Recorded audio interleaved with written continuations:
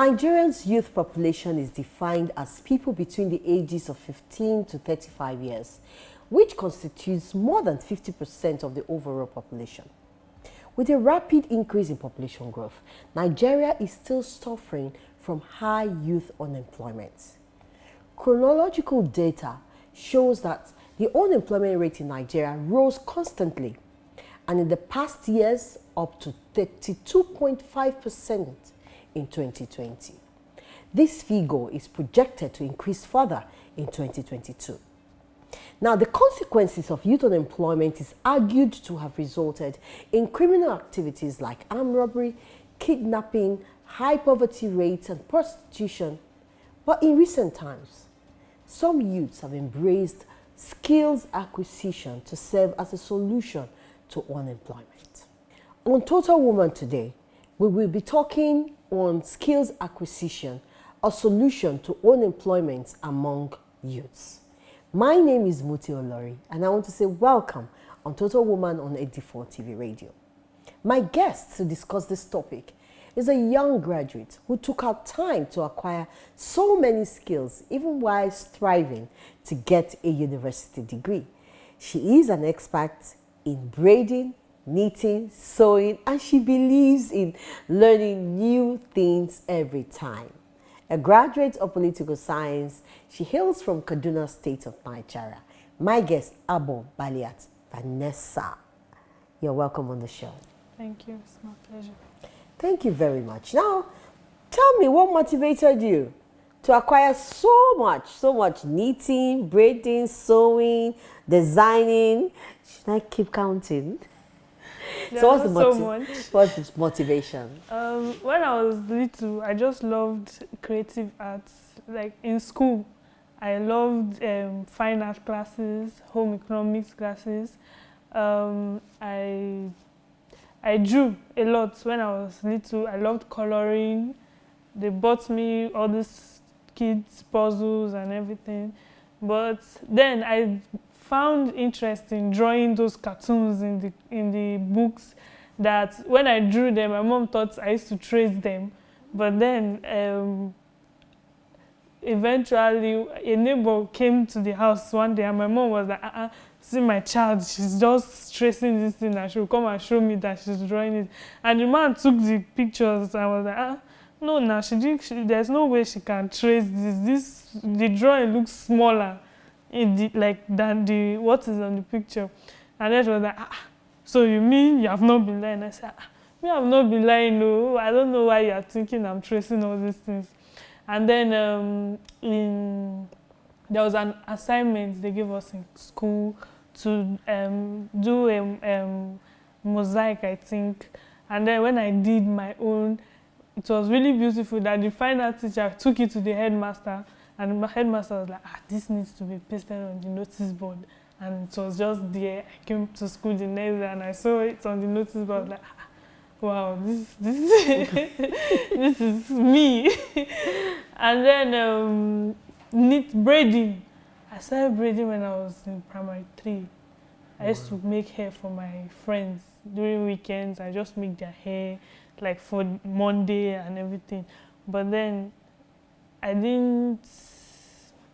was just doing it because I just like doing it. Not like I was looking for money from it. Knitting, home economics classes, they gave us assignments to do knitting. They taught us how to crochet actually in class. And also sewing. I was really good with needleworks. I used to sew for my dolls those days. In fact,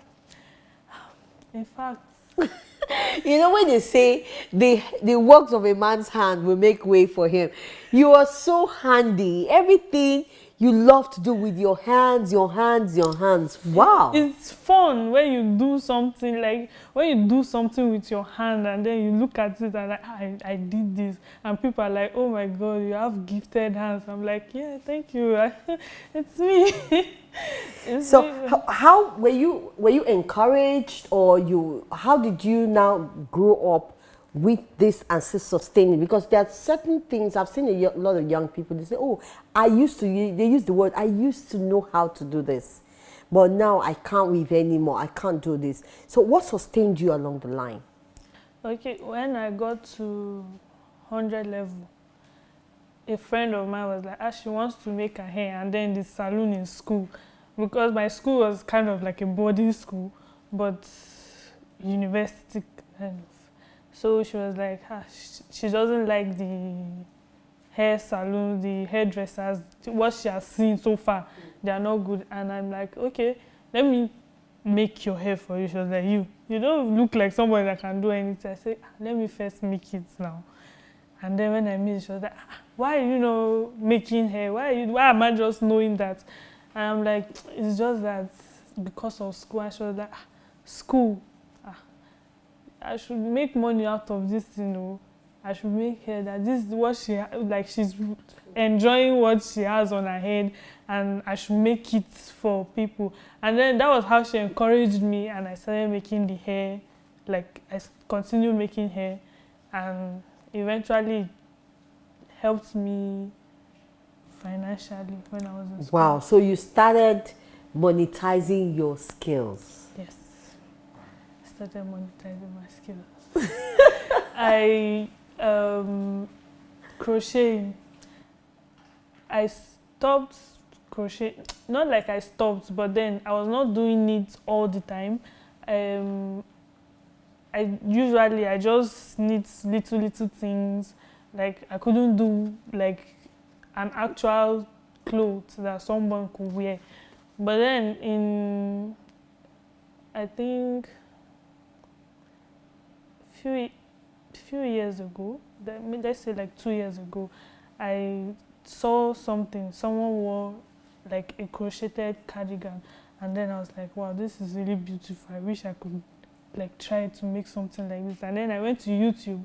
I checked for how to make crochet a cardigan, and then it was even easy because I already knew the basics. I knew all the stitches and everything. So while the woman was even doing it, funny enough, she was speaking Spanish. So I was not even understanding what she was saying, but what she was doing, I was getting it, and then it came out perfectly well. And then from there, I continued making crochet pieces, selling them, some order for them, and then I just customize it for them and everything. And braiding, of course, I've gone far in that one, very well, very far. In fact, I plan on opening a salon after my service here. Hold on, so you were a big girl in school? Kind of, like almost everybody knew me then in school. Wow. And like anybody that talks about Vanessa, I'm like, I don't know Vanessa. I say, you don't know Vanessa, that girl that makes hair. Like, you don't know Vanessa. Like, everybody knew me in school. In fact, if I work with my friends, they're like, you is everybody you know in this school. I'm like, but it wasn't a bad way. It's more of your skills that you took time to develop as a young girl that is now making way for you and giving you the popularity that you have. But so how were you able to manage schoolwork and then skills and then now business? Because it was much more than just using my skills out of passion. I know how to do this. But now you have to include business. So you had to think of, how much should I charge for this and all that. So how did you combine these three, while still in school? Okay. First of all, this school was kind of a hectic school because they arrange activities for you in a way that I think they even planned it that, these children, they don't need rest. Let's just give them work. Let's give them things to do. And then it was kind of stressful. So I decided to make a timetable because I can't come to school to just make money and then fail in school. So I decided to, okay, let's do this weekend. And then our timetable comes out beginning of the semester. So I kind of plan everything. When I figure out the days I'm free, and then I make the hair. But most of the time I made hair during the weekend. That's Friday, Saturday. On Sundays, of course, I need to rest. I'm a student, to resume on Monday.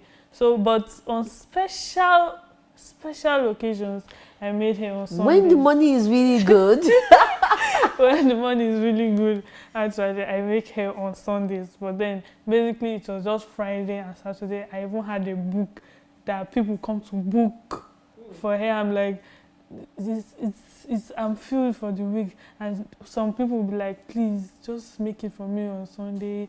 I'm like, but I don't think I can make it on Sunday. I have to rest. Sun on Sunday used to be very hot. I can't, and they're like, please, if you want, I'll crease the money. I said, okay, I'll think about it. Wow. Okay, I'll think about it. And then after, sometimes after exams, we just spend few days in school. So those days we spend in school, I make like a lot of hair. So I'm boxed when I'm going back home. Like I have a lot of money when I'm going back home. So what happened to your sewing? Was it after you left school that you now started monetizing your sewing, or you were doing that also? Actually, I've not started monetizing my sewing yet, because I just sew for myself. What motivated me into sewing, to go and learn how to sew, was the time I gave my clothes to tailor to help me out. So I gave the tailor the style to sew for me, and then eventually when the tailor brought the clothes, it was something different. I didn't even understand what was going on everywhere, and I was like, no, I have to learn how to do this thing. How will I explain something to somebody? And then they're looking at me like, this is not possible, it can't be done. So I went to learn how. I started learning how to sew when I was about entering the university. So I didn't spend much time learning. So it was when I went to school, because of we spent 4 months in school. When we come back, 1 month and everything. So it was just on and off, on and off, on and off. So right now, I think I'm still developing that skill. Not like I'm too good at it, but I just experiment with my clothes. I sew my clothes myself. But then I'm not yet too confident to start sewing for people. And I think I'm actually lazy at sewing, because sometimes when it's hard for me to fix 1 or 2 things, I'll just fold the clothes and keep them in one side.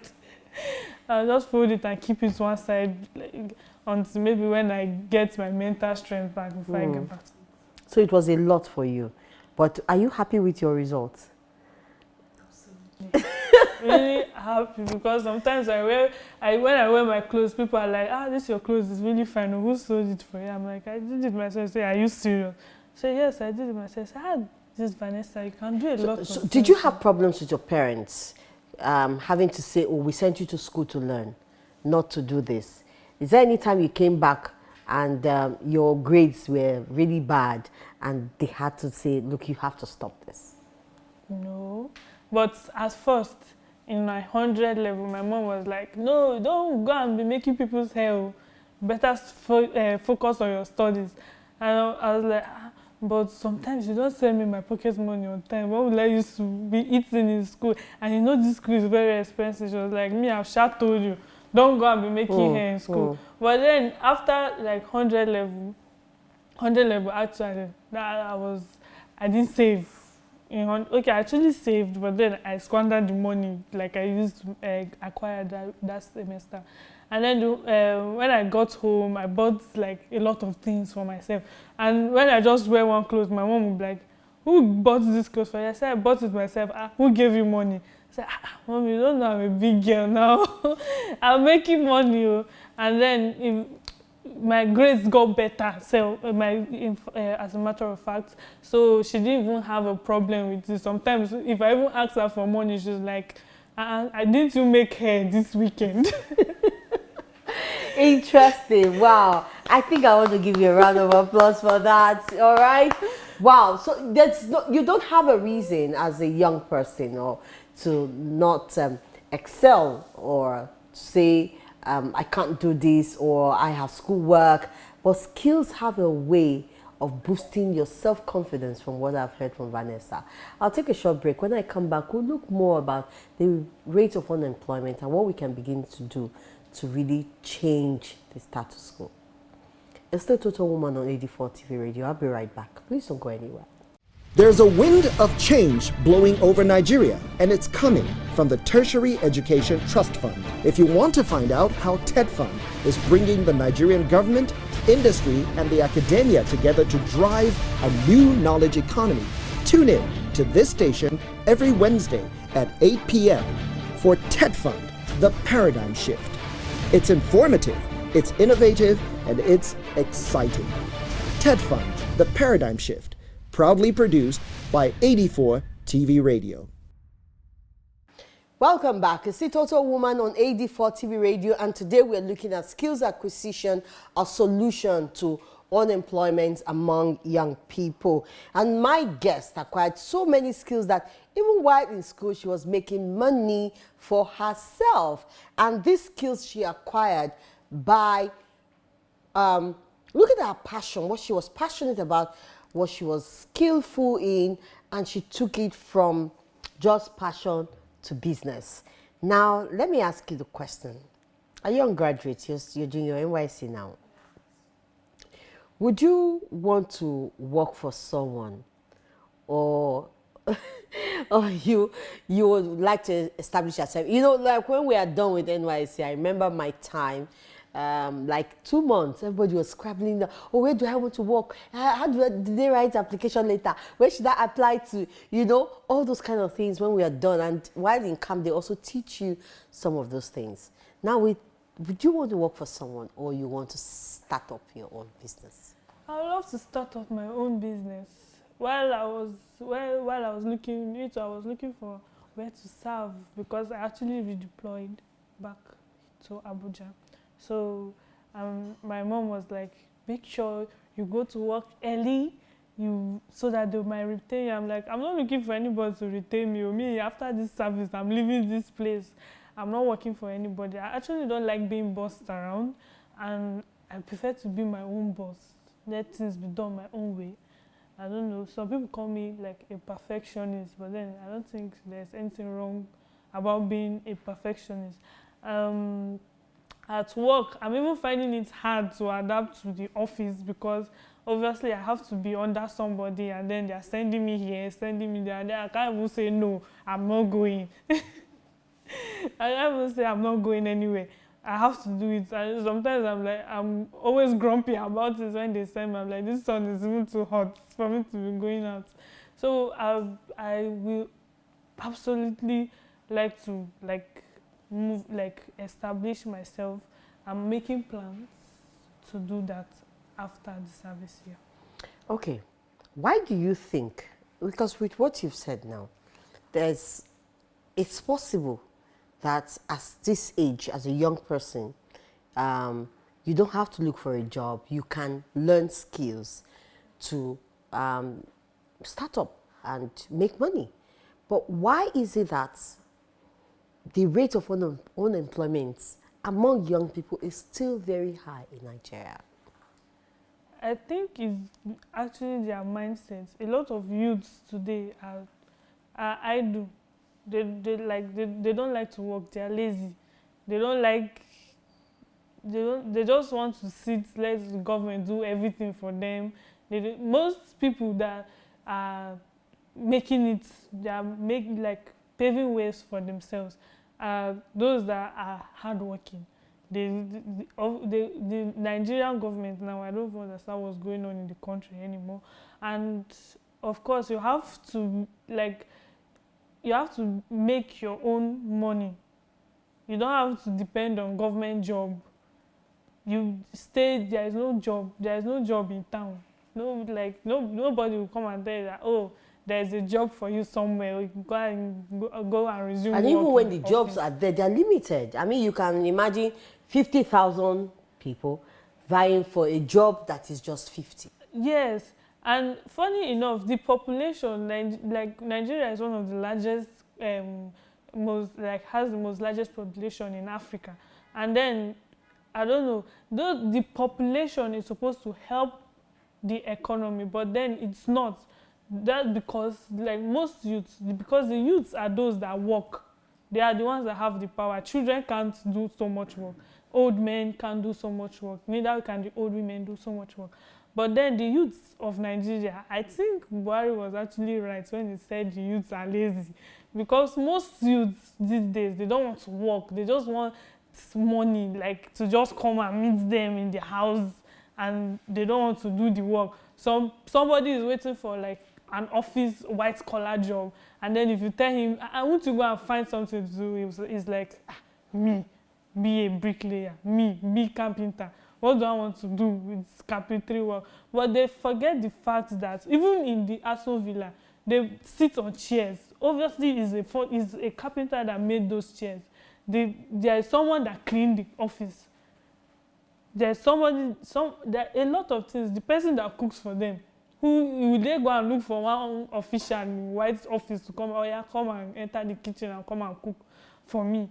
But then, people feel like handwork is degrading. They don't want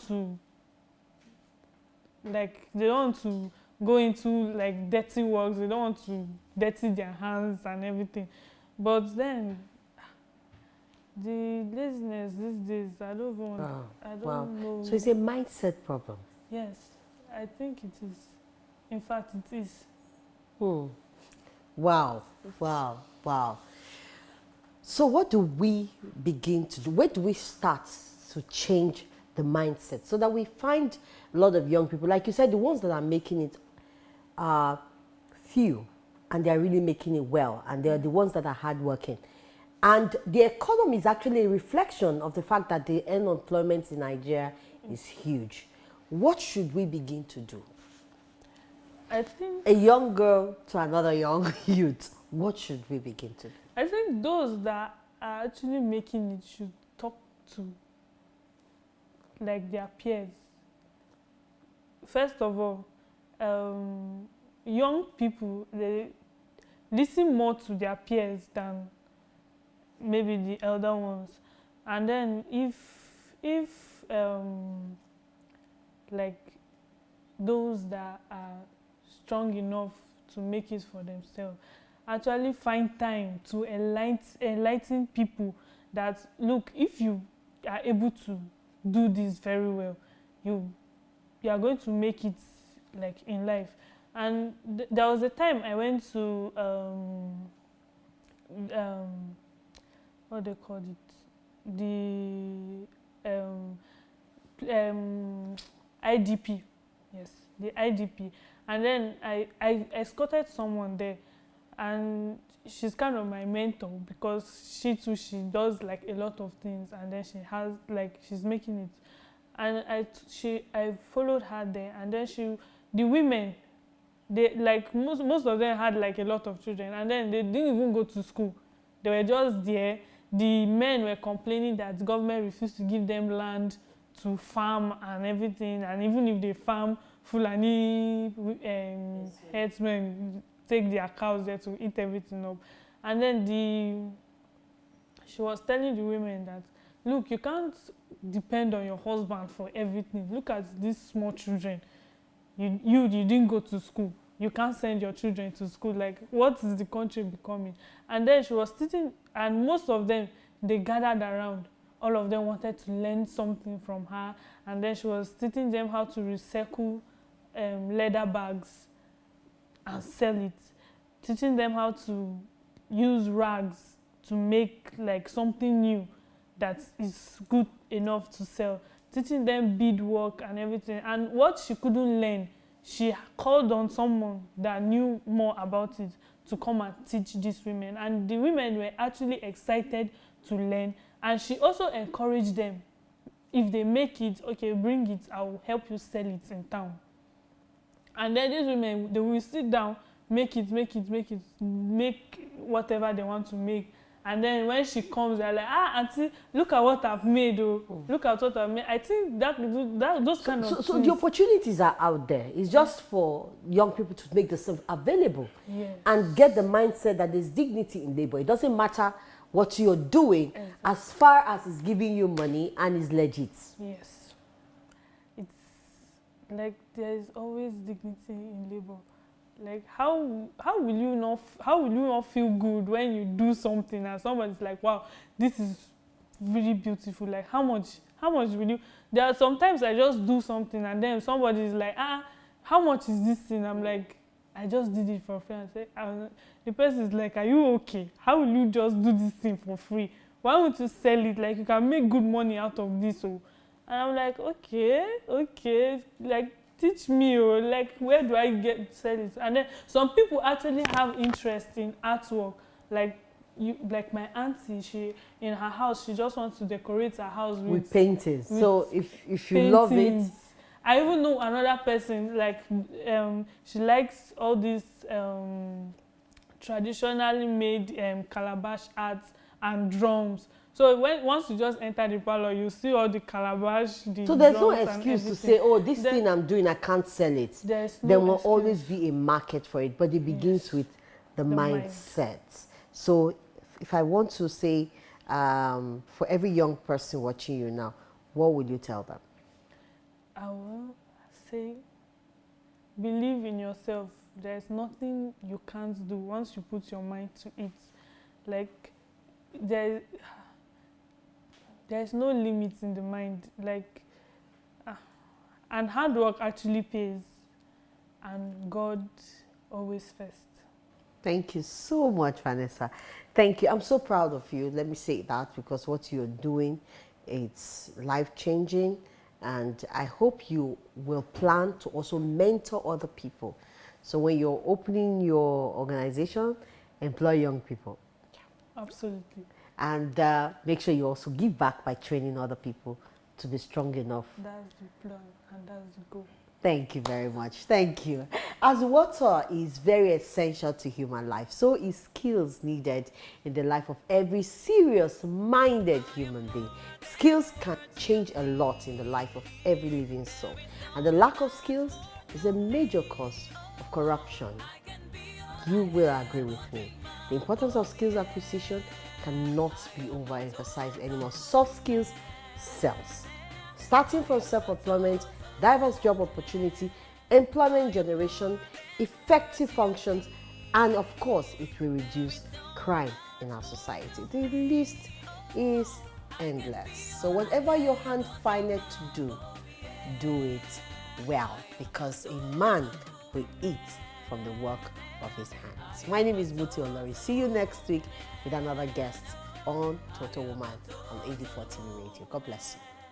I am more than words you see. There is so much more to me. Oh, I can be all I ever dream of. Oh yeah, I am a total man. I am a total